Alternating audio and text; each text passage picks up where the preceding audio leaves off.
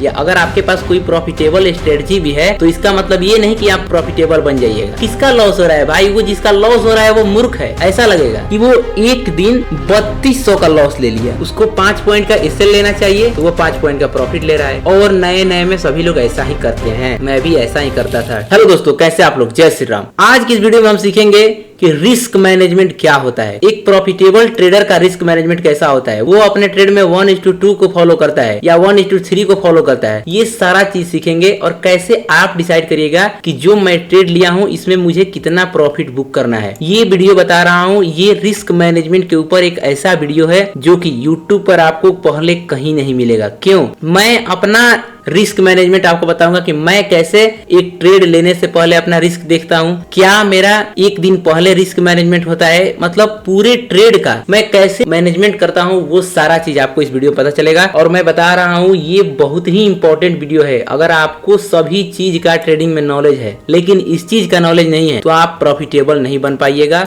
अगर आपको लग रहा है कि नहीं बात गलत है, 90% 95% एक्यूरेसी वाला कोई ट्रेडिंग स्ट्रेटजी होगा तो हम उससे प्रॉफिटेबल पा सकते हैं, तो आप गलत हैं। कैसे गलत है? अभी आपको मैं एक उदाहरण देता हूँ। ये हमारा चैलेंज का 14वां वीडियो है। तो जो भी हम ये 74 दिन का चैलेंज लिए हैं, अगर आप उसका पीछे का वीडियो नहीं देखे हैं तो आप जरूर जाके उसे देखिए ताकि आपको पता चले कि हाँ कैसे ट्रेडिंग में जो रियल नॉलेज होता है कैसे हम उस चीज का उपयोग करेंगे। मैं सब चीज उसमें एडवांस लेवल से बताया हूँ, वो मेरा ऑब्जर्वेशन है। ठीक, अगर आप नहीं देखें तो प्लेलिस्ट बना दिया हूँ, जाकर आप देख सकते हैं। ठीक, अब बात करते हैं कि अगर किसी के मन में ये ख्याल होगा कि अगर मान लीजिए 95% एक्यूरेसी वाला किसी के पास स्ट्रेटजी है तो वो प्रॉफिटेबल हो सकता है अगर इस चीज को फॉलो नहीं करेगा। तो मैं बोलता हूं कि मान लीजिए किसी के पास 99% एक्यूरेसी वाला स्ट्रेटजी है। ठीक, यानी जब वो 100 ट्रेड करता है तो उसमें से उसका 99 ट्रेड प्रॉफिटेबल होगा, मात्र एक ट्रेड का उसमें लॉस होने का चांस है। अब देखिए यहाँ पर आपको ये देखकर क्या लगेगा कि भाई 99 ट्रेड प्रॉफिट होगा, एक ट्रेड लॉस होगा, तो ये कहीं से ये स्ट्रेटजी प्रॉफिटेबल है, लेकिन नहीं है। देखिए ट्रेडिंग क्या है, ये एक इमोशन का गेम है। मेरा कहने का मतलब है कि अगर आप कोई ट्रेड लेते हैं तो आप खुद ही बताइए आपको उसमें क्या चाहिए कि आपका उसमें प्रॉफिट हो। कोई ये तो नहीं चाहता है कि मैं ट्रेड ले लिया और भाई मेरा आज इस ट्रेड में लॉस हो जाए तब मुझे अच्छा लगेगा। नहीं, ऐसा तो कोई नहीं सोचता है।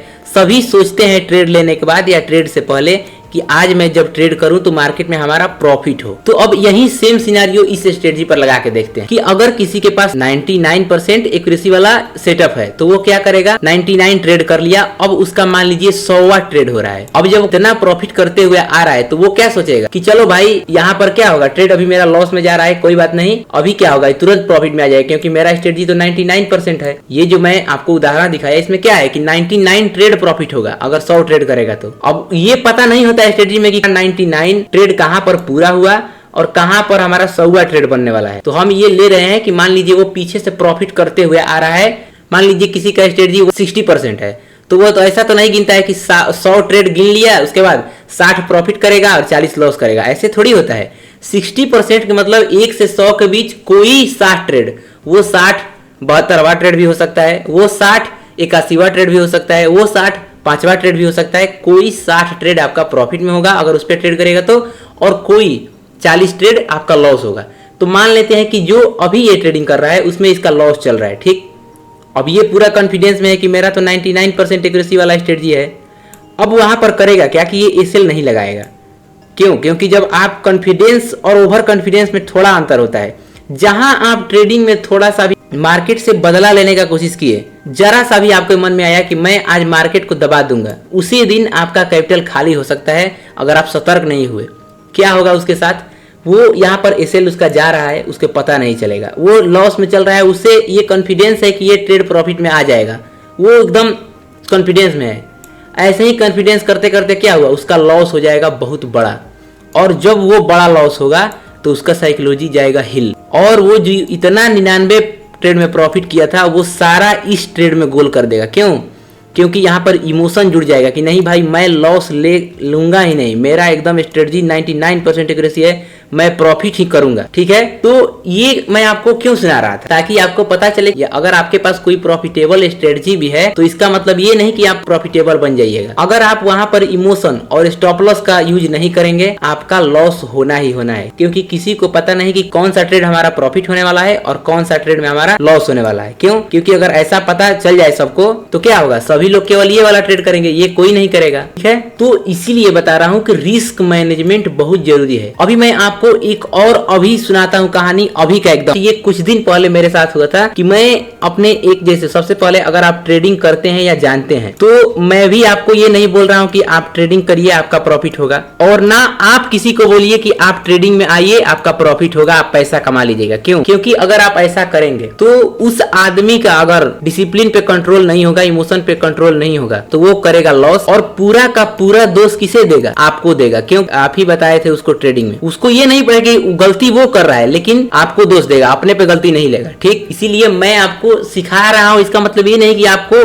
ट्रेडिंग करना ही है। ट्रेडिंग करने से पहले आपका डिसीजन खुद होना चाहिए। क्यों होना चाहिए आपको मैं बता दिया, तो मैं आपको ट्रेडिंग करने के लिए कभी नहीं बोलूंगा, मैं सिखा रहा हूं क्योंकि मुझे ये चीज के बारे में पता है। तो मैं चाहता हूं कि जो लोग इंटरेस्टेड होंगे वो मेरा वीडियो देखेंगे। ठीक, अब देखिए हुआ क्या था, एक नया मेरा दोस्त ट्रेडिंग के बारे में समझा, तो वो ये जानता था कि मैं ट्रेडिंग करता हूँ, पर मैंने उसे कभी नहीं बोला कि तुम करो, और ना ही उसका इंटरेस्ट था। उसको क्या दिमाग में आया, वो ट्रेडिंग चालू किया और मुझसे पूछा कि भाई तुम कैसे करते हो, तो मैं बोला कि भाई ऐसे ऐसे करता हूँ, सब उसको बताया, और बोला कि कितने से स्टार्टिंग किए थे, तो मैं बोला कि मेरा स्टार्टिंग प्राइस तो जब मैं स्टार्ट किया था तब तो मार्केट में क्या था, क्वांटिटी, लॉट साइज सब चेंज था। अभी तो मार्केट में 75, निफ्टी में अगर आपको ट्रेड करना है तो 75 क्वांटिटी हो गया है। तो मैं बोला कि मैं जब ट्रेडिंग स्टार्ट किया था उस समय तो ये लॉट साइज चेंज था, 25 था, तो अभी तुमको कम से कम 25-30 हजार रुपया रखना है। भाई वो क्या किया, पूरा यूट्यूब से वीडियो देख लिया। सब लोग ये गलती करते हैं, मैं भी ये गलती किया हूँ कि मैं यूट्यूब से वीडियो देखा और मेरे अंदर कॉन्फिडेंस आ गया कि अरे भाई ये तो एकदम इजी चीज है, ये इसमें किसका लॉस हो रहा है भाई, वो जिसका लॉस हो रहा है वो मूर्ख है, ऐसा लगेगा। मैं आ गया हूँ ना, मैं एक भी ट्रेड में लॉस नहीं करूंगा, ऐसा कॉन्फिडेंस होता है जब कोई शुरू में ट्रेडिंग के बारे में जानता है। अगर मैं भी आपको ये बता रहा हूँ तो इसका मतलब ये नहीं कि मेरे अंदर ये चीज नहीं आया था। मैं भी जब शुरू ये ट्रेडिंग के बारे में मुझे पता चला था तो मेरे अंदर यही था। देखने के बाद वीडियो, यूट्यूब पे 4-5 वीडियो देख लिया था, चार्ट एनालिसिस ये का, और मुझे लगा कि बस हो गया, अब मैं ट्रेडिंग में प्रॉफिट करूंगा, अब केवल पैसा ही आने वाला है। लेकिन ऐसा होता नहीं है, और सेम इसके साथ भी यही हुआ। वो क्या किया, 25-30 हजार रुपया लिया, ट्रेडिंग स्टार्ट किया। पहली बात वो एसएल नहीं लगा रहा था। मैं उसको बोला कि भाई देखना, तुम 25-30 हजार से अगर स्टार्ट कर रहे हो तो सबसे पहले इक्विटी में ट्रेडिंग करो, मतलब स्टॉक्स में, छोटे छोटे स्टॉक्स में पहले 1-2 मंथ समझो कि हाँ अगर हम किसी ट्रेड में बाई किए तो कहां तक हमें होल्ड करना है, अगर लॉस हो रहा है तो कहां हमें निकलना है। लेकिन वो तो देख चुका था यूट्यूब पे ऑप्शन ट्रेडिंग का वीडियो, वो मुझे बता नहीं रहा है। पूछा भाई ट्रेडिंग कैसे चल रहा है, बोला कि हाँ मस्त चल रहा है। वो 1-2 दिन ट्रेडिंग में प्रॉफिट किया। उसके बाद क्या हुआ कि वो एक दिन 3200 का लॉस ले लिया। ट्रेडिंग करते उसके 3-4 दिन हुआ, पीछे भी उसका लॉस हो रहा था, लेकिन एक दिन वो 3200 का लॉस लिया। अब उसका स्टार्टिंग 30,000 कैपिटल था, लेकिन वो मात्र 5-6 दिनों में अपना कैपिटल कितना कहां पर ला दिया था। ये 3200 एक दिन का लॉस था, इससे पहले भी वो लॉस में ही था। तो ओवरऑल 5 दिन के अंदर वो अपना 5-6 हजार रुपया उड़ा दिया था, मतलब गंवा दिया था। अब वो मुझसे बोला कि भाई ट्रेडिंग में ये लोग जो यूट्यूब पे बता रहे हैं मैं वैसे कर रहा हूँ, बट मेरा प्रॉफिट क्यों नहीं हो रहा है। मैं बोला कि भाई तुम्हारा 3200 का लॉस हुआ है, उसमें तुम कितना पॉइंट बुक किए हो। उससे मैं ये सवाल किया कि भाई आखिर तुम्हारा 3200 का लॉस हो गया, कितना पॉइंट का तुम लॉस लिए हो। तो वो देखिए क्या बोल रहा है, उसका लॉट साइज कितना था, उसका लॉट साइज था एक ही, वो एक ही लॉट साइज में ट्रेड कर रहा था, यानी 75 क्वांटिटी। अब आप लोग बताइए कि इसमें वो कितना पॉइंट का लॉस लिया होगा कि उसका 3200 का लॉस हो गया। 10 पॉइंट का लिया होगा, 10 पॉइंट का लेगा तो 750 होगा, 20 का लिया होगा 1500 होगा, लगभग वो 40-42 पॉइंट का, मतलब एग्जैक्ट 3200 नहीं था, थोड़ा अंतर था, लेकिन वो उस दिन 32-3300 रुपया लॉस किया था। तो उस दिन वो जो लॉस बुक किया था 40 से 45 पॉइंट के बीच में बुक किया था। ठीक, अब मैं उससे एक सवाल किया कि भाई तुमने कभी इस 5 दिनों के अंदर में 40-45 पॉइंट कभी प्रॉफिट बुक किए हो। बोला कि भाई मैं तो थोड़ा सा प्रॉफिट में जाता है, मान लीजिए एक क्वांटिटी है, 5-6 पॉइंट ऊपर गया, 500 रुपया प्रॉफिट दिख रहा है, मैं निकल जाता हूँ। ऐसा ही सबके साथ होता है, मैं भी ऐसा ही करता था। मैं प्रॉफिट होल्ड ही नहीं कर पा रहा था। जैसे मेरा ट्रेड प्रॉफिट में जाए, 200-300 भी प्रॉफिट दिख रहा है, मैं निकल जाता था। लेकिन लॉस में अगर 500 भी चल रहा है तो मैं रुका हूँ कि नहीं, यहाँ से रिवर्स हो जाएगा, रिवर्स हो जाएगा, और इसी चक्कर में क्या होता था, ये जो 500 का है ये 1500 हो जाता था। अगर आप अच्छे तरीके से ट्रेडिंग में नहीं चलिए और इमोशन के ऊपर कंट्रोल नहीं होगा तो आपका इसमें पैसा बनने वाला नहीं है, क्योंकि यहाँ पर जिसको अपने आप पर डिसिप्लिन और अपने आप पर कंट्रोल नहीं है वो कुछ नहीं कर सकता यहाँ पर। तो वहां उसके साथ क्या हुआ था कि वो लॉस इतना बड़ा बुक कर कर लिया, लेकिन जब मैं उससे पूछा कि तुम कभी इससे पहले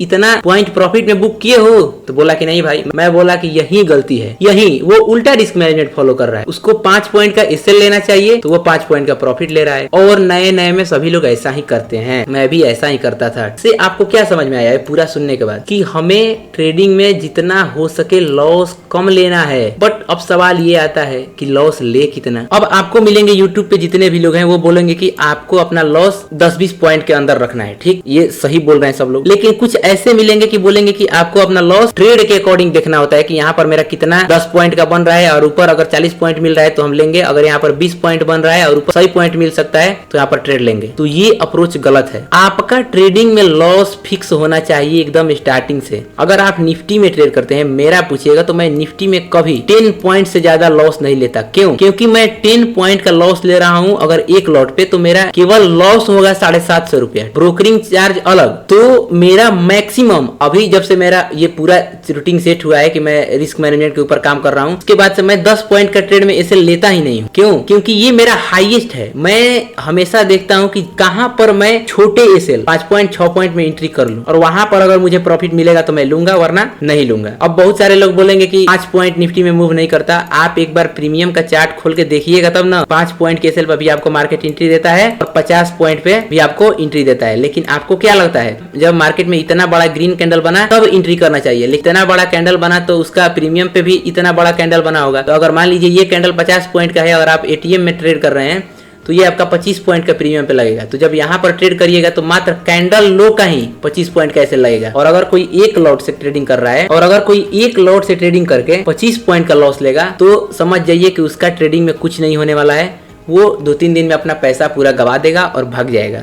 और आपको यहाँ पर रिस्क मैनेज करके चलना है। कैसे मैनेज होगा वो? आपको सबसे पहला पॉइंट, रिस्क मैनेजमेंट में आपका एसएल एकदम फिक्स होना चाहिए। अब एसएल कितना रखना चाहिए अगर आप निफ्टी में ट्रेड करते हैं? अगर मेरा पूछिएगा तो मैं 10 पॉइंट से ज्यादा कभी नहीं लेता। बैंक निफ्टी में मेरा कितना होता है, उसमें भी लगभग मैक्सिमम 12-13 पॉइंट, उससे ज्यादा नहीं। तो अगर आप बिगिनर हैं, सबसे पहला बात तो आप इक्विटी में ट्रेडिंग करिए। अगर आप इक्विटी में ट्रेडिंग करेंगे तो क्या होगा, आपको प्रॉफिट कम लगेगा। यानी आप 12-13 हजार रुपए लगाएंगे तो आप वहां पर कितना प्रॉफिट निकालिएगा, 300-400। मैं एवरेज की बात कर रहा हूँ। एवरेज आपका अगर इतना निकल रहा है 12-13 हजार कैपिटल में, तो ये बहुत बेस्ट है इक्विटी में, स्टॉक ट्रेडिंग में। लेकिन आपको क्या है, आपको तो ये 300 अच्छा नहीं लगेगा। आपको चाहिए कि भाई मेरा रोज पैसा डबल हो जाए, तो वैसा नहीं होता है। जब तक आपके पास बड़ा पैसा नहीं होगा ट्रेडिंग में, आप ट्रेडिंग से बड़ा पैसा नहीं बना सकते हैं। ठीक है, समझ गए? तो ये हो गया कि अगर आप बिगिनर हैं तो इक्विटी में ट्रेडिंग करिए। लेकिन अगर आपको ये सब है कि नहीं भाई मैं ट्रेडिंग अच्छे से सीख चुका हूँ, मुझे ऑप्शन ट्रेडिंग ही करना है, तो जो लोग ऑप्शन ट्रेडिंग करते हैं, मैं अपना बताता हूँ कि मैं ऑप्शन ट्रेडिंग में जब भी ट्रेड करता हूँ, ये हमेशा मैं ध्यान रखता हूँ कि मेरा